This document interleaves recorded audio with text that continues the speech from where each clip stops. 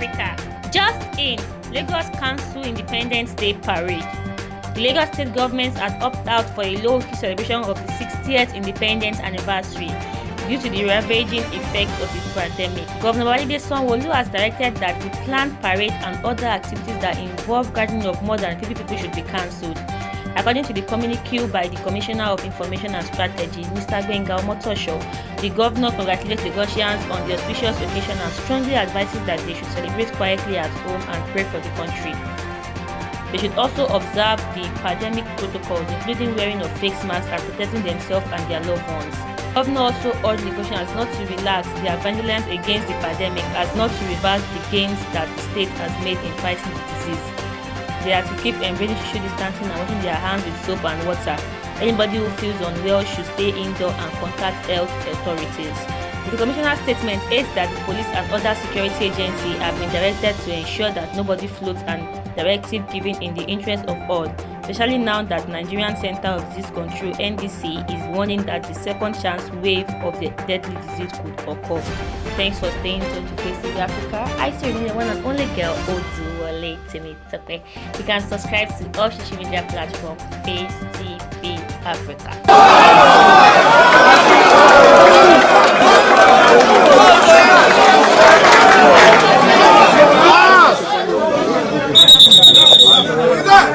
October 1st, bá ṣe gbé fúláàgì wa rèé, fúláàgì bàbá wa ta máa nà sókèrè pé Yorùbá fẹ́ gba Oòduà Republic. Àwọn náà máa sọ fún wa pé àwọn ò fún wa. Tí wọ́n bá sọ pé àwọn ò fún wa, àwọn ò fún wa pé kí nìdí ẹ̀fílẹ̀ fún wa. Ṣé àpọ̀tọ́ ni? Ṣé láwọn ọmọ tó kàwé ni? Ṣé ní àwọn ọmọ tí ó ṣe kí ni o tí ó rí wọ́n pè ní? Àbí kí nìdí? Ìwé wo ni àwọn ọmọ tí ń kà? Tí àwọn ẹ̀gbọ́n tiwa àtàwọn àbúrò wa ò kà? Àlùmọ́ọ́nì wo ni àwọn bàbá ti ní tí àwọn bàbá wa àní ẹ̀ máa lọ àṣemọ́? Àwọn náà máa sọ fún wa pé àwọn ò lè yọ̀ǹda wa ká máa lọ o. Àwọn àni kí gbogbo ayé máa bí wọ́n pé kí wọ́n lè yọ̀ǹda wa. Tó gbogbo èyí tá à ń ṣe mítì lọ́tún tá à ń ṣe mítì lọ́sìn pé ká mọ̀ dúró de stadium ká mọ̀ dúró de bàbá kan. Ohun tẹ̀mí fẹ́ kọ́ ṣẹlẹ̀ ń gbẹ̀ ní igbó. À ń retí Ààrẹ Ọ̀nà Kakanfò gbogbo ilẹ̀ Yorùbá. À ń retí Ààrẹ Ọ̀nà Kakanfò gbogbo ilẹ̀ Yorùbá. Ní ọjọ́ yẹn kí àwọn gẹ́gẹ́ ṣáájú, àwọn ní ọ̀pá kan ṣáájú, àwọn apá mọ́tẹ̀ gbogbo wa tẹ̀lé wọn lẹ́yìn. À ń retí ààrẹ wa kó ṣáájú jọ yẹn á tẹ̀lé àdóde ọba. Èmi àtàwọn ọba wa kan ṣe mítì ní nǹkan bíi ìjẹta. Èmi àtàwọn ọba wa kan ṣe mítì ní ìjẹta. Mo dẹ̀ sọ fún wọn pé ẹ̀yin bàbá wa ẹ lọ parí gbogbo dúkùn tí ń bẹ nínú àárín yín. Ẹ mọ́ fìyà jẹ wá, ìyà tẹ́ fi jẹ wá ti ṣe kí ni o. Ìyà tẹ́ fi jẹ wá yẹn ó ti tó. Mo sọ fún wọn bẹ́ẹ̀ níjẹta. Kódà mo jó ń bẹ̀ tí mo dọ̀bálẹ̀ tí mo pọ́n wọn lé. Mo wá sọ fún wọn pé October 1st àwa fẹ́ béèrè pé à ń lọ afẹ́ Yorùbá fẹ́ dá dúró. A dẹ̀ fẹ́ ẹ̀yin bàbá wa ń bẹ̀ kẹ́ ẹ tẹ̀lé a. Ṣùgbọ́n mo rí i pé ọ̀rọ̀ yẹ ò dúró re tó. Àwọn bàbá ń ṣe díẹ̀díẹ̀. Yorùbá ní ẹnu ọmọ ọgbà ìyá pàdé mọ́. A gbọ́dọ̀ bú àwọn bàbá wa. Ààrẹ Ọ̀nà Kakanfò wa a gbọ́dọ̀ rí wọn fín. Kí mo sọ Ààrẹ Ọ̀nà Kakanfò wa lẹ Yorùbá a gbọ́dọ̀ rí wọn fín. Torí pé tí onígbà bá pe bẹ́ẹ̀ ní èkúfọ́, Yorùbá sọ pé pàǹkàrà ni.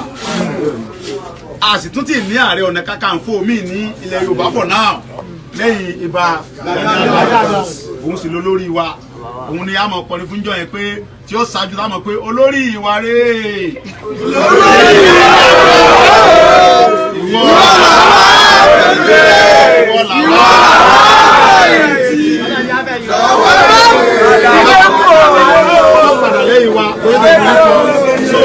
Òun dẹ̀ ní agbègbè wa for now.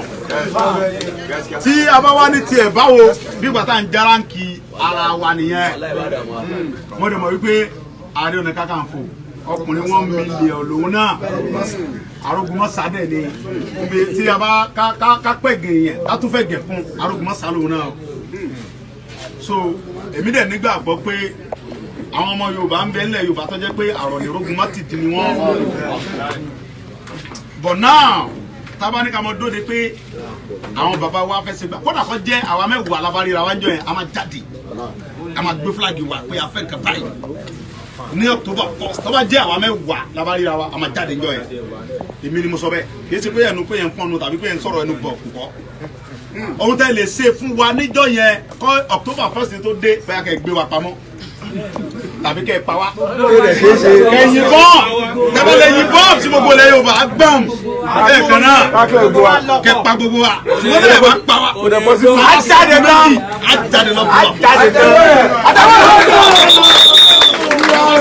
àwọn kẹ́kẹ́ kámọ́jẹ kan mọ̀ pé a fẹ́ jáde mọ́ à ń sọjọ́ ní àìlèjà nílẹ̀ bàbá mi ò débi báyìí ilẹ̀ bàbá wa la wà ilẹ̀ bàbá wa la ṣe kí ni o a lè ní right ọ̀sẹ̀ tí àwọn ọlọ́pàá fi yí wọn lẹ̀ Yorùbá wọn fi yí wọn lẹ̀ Haúsá ilẹ̀ Yorùbá ń bí báyìí láti bẹ̀rù ọlọ́pàá pé ọlọ́pàá máa ṣe gbé wọn máa ṣàwó fún wa Haúsá ògùn ọ̀rẹ́ yàrá ìyá wọn bẹ̀ àwọn akẹ́kọ̀ọ́ máa ṣe wá wà yìí o àwọn akẹ́kọ̀ọ́ ti tá sẹ́ máa ṣe wà yìí tí ọlọ́pàá kan bá ṣe mistake kan gé tiẹ̀ nìkan ẹni tó bá jáde o à support yẹ ẹni tó bá lọ pa ẹja Yorùbá tó bá jalè à support yẹ ọmọ Yorùbá tó bá lọ pààyàn ní ọ̀nà tí ọ̀tọ̀ àrán ṣùgbọ́n pé ọmọ Yorùbá kankan jalè lórí pé à ń béèrè fún ẹ̀tọ́ bàbá wa ọlọ́pàá kan bá lọ tẹ bẹ́ẹ̀lì ẹnìkan tàbí tó bá tẹ géètì ẹ̀ gbọ̀ngàn sọ. tí ọlọ́pàá kan bá lọ tẹ bẹ́ẹ̀lì ẹnìkan lórí pé a sọ pé a fẹ́ gba ẹ̀tọ́ bàbá wa èmi ọmọ stéètì mi ò bọ̀ lọ́dọ̀ wa ń bí àtàkùn mo fi Ọlọ́run bú. àtẹ̀wọ́ náà ṣe é tó wà ojú àfẹ́ èdè ìwà fẹ́ jálejò wa mo ta fẹ́ gbà yín mọ̀ràn ni pé tẹ bá délé ẹ lọ sọ fún àwọn ẹ̀gbọ́n wa àtàwọn brọ́dà wa àtàwọn bàbá tó bá wà lọ́dọ̀ yín pé wọ́n mọ̀ ṣe mistake ẹni tí ò ṣe ń di pẹpẹ ọbẹ̀ tàkájọ ṣe ń di pẹpẹ October 1st tí wọ́n bá dún mọ̀ọ́rú àwọn Yorùbá ní ẹ bàbá mi kan ní ó ní kinní kan bẹ nígbó tí ń dún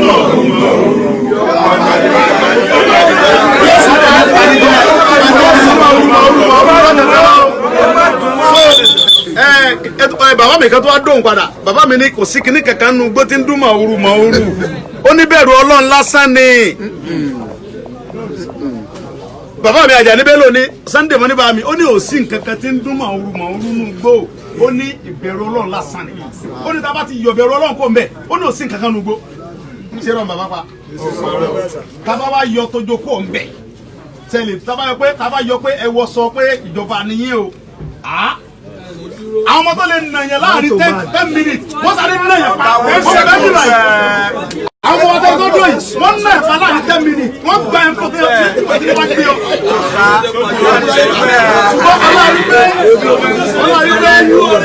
ẹ̀wù ìjọba tẹ̀ wọ̀ yẹn àwọn respect but now October 1st a fẹ́ sọ fún gbogbo Nàìjíríà pé Yorùbá fẹ́ lọ. ó sáré kábàkàbà ó sáré ẹ̀fọ́ yìí láyọ̀ tó náà ọmọdé wọ̀ wọ́n ti dúró láti aago mẹ́wàá àrùn lẹ́nu bọ̀dé wà ń bí wa káwọn retí ẹni mọ̀ọ́dọ́gbọ́n dá mi tiẹ̀ dó pé ìtẹ́lẹ́fẹ́ wá rí wa èsì bá wa aago mẹ́wàá àrùn lẹ́nu bọ̀dé wà ń bí. ilé òpé tán wọ́n ti tọ́kọ̀ wọ́n bá di ọjọ́ yẹn rí èrò ẹ̀rọ àwọn akẹ́ wà ń bí àwọn dúró rẹ̀ bí. so ọbẹ̀ tàkẹ́ yẹn ké ọkọ̀ méjì bò tẹ bá gbọ́ pèsè Yorùbá ọkọ̀ méjì lẹ́ nílùú yìí ẹ̀kọ́ gbogbo ọkọ̀ tí wọ́n bẹ́ẹ̀ lù yẹn mọ̀ bọ̀ ń bí báyìí.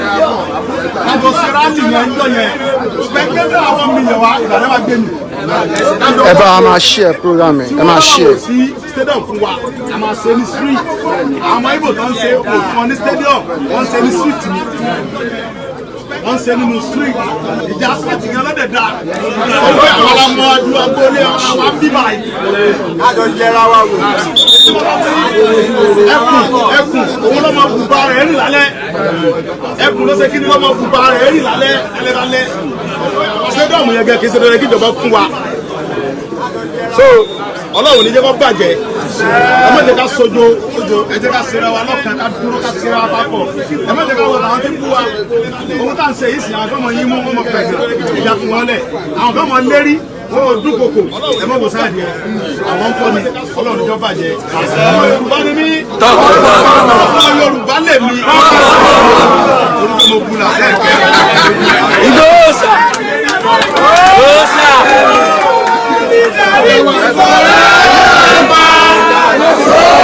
Solidarity forever.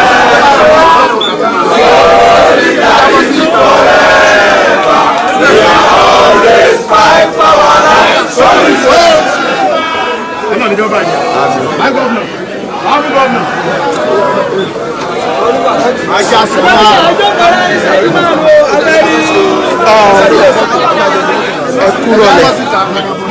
no ẹ ti lọ ẹ kúrò lẹ̀ kí lẹ lè rí sọ sí ọ̀rọ̀ tí ó wà nílẹ̀ kí ni orúkọ yín.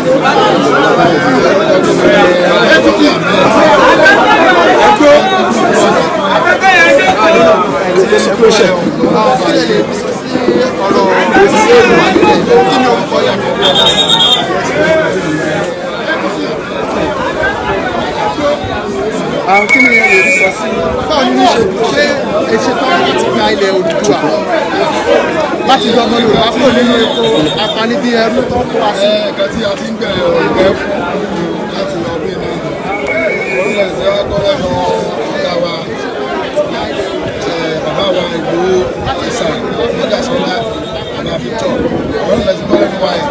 Ìta bàbá ni pé kí gbogbo àwọn Yorùbá ká mọ̀ sùn lásìkò yìí ká bọ́ ta ká túyáyá kí wọ́n jẹ́ ká mọ̀ pé tó yìí kan ń ṣe wá torí pé mo sọ̀rọ̀ kan lórí rédíò níjọ́ òwe pé tó ọmọ Yorùbá kọ̀ọ̀kan ọgbọ́dọ̀ sàmì àmọ́ ìtumọ̀ àmì tá a sọ nípa rẹ̀ kò jọ́ ọ̀pọ̀lọpọ̀ Yorùbá náà ó lọ́pọ̀lọpọ̀ Yorùbá ló ti sọ ilé náà ìtumọ̀ kókó sàmì ni pé darapọ̀ mọ́ ẹgbẹ́ kan èyí sì sọ pé tí wọ́n bá ti ẹ̀ dún lókè tí wọ́n ń dún sálẹ̀ ẹ̀rọ nípa ìwọ náà Ọlọ́run ní jẹ́ kó bàjẹ́ fún wa. Ok, ẹ ṣe bàbá wa tó bá tún ní ìdìbèrè lọ́wọ́ yẹn á máa béèrè lẹ́fọ̀ọ́sì láti iléeṣẹ́ Quake Media from United Kingdom. Ọ̀rọ̀ ẹ̀ ṣe àdúrà yóò gbà ọlọ́pàá ẹ̀ máa máa ṣe ẹ ṣe bàbá wa tó bá tún ní ìdìbèrè lọ́wọ́ yẹn á máa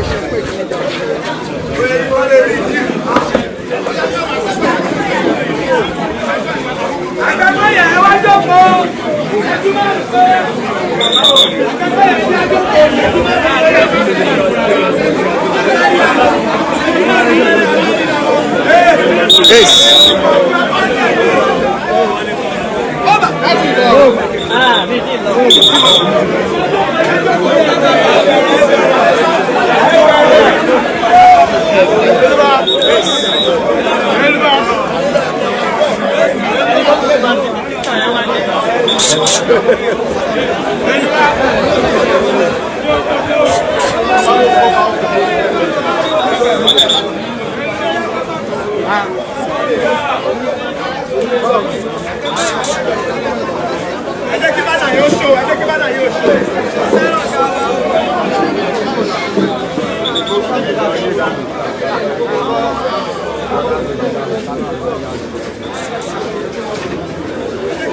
Yes, watch me.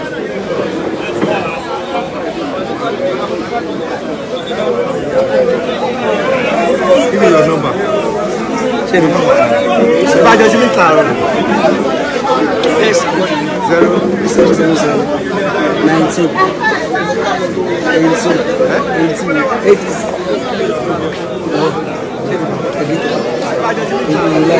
Bóyá já sọ̀rọ̀. Oye wọ́n tó kọ́ ra ní ìṣẹ́jú márùn-ún.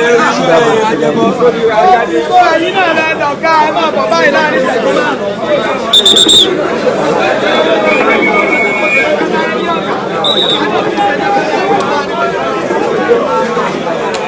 Ọ̀gá ìlà mẹ́rin ọ̀yà wá rí o.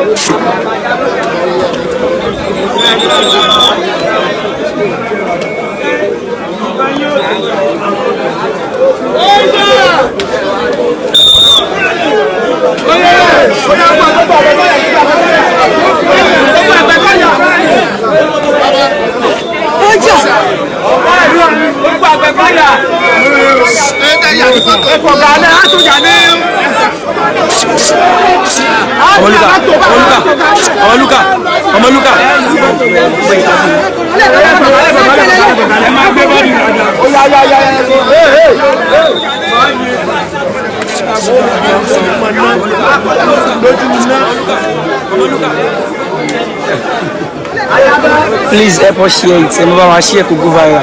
Help us share it.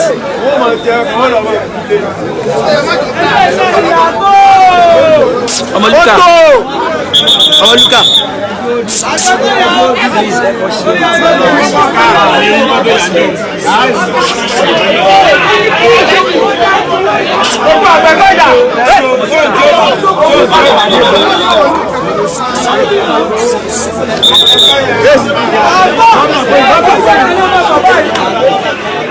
Yes.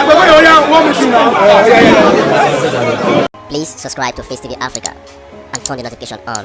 Face TV Africa, ẹ jọ̀ọ́ ẹ subscribe hete. Face TV was Swoby.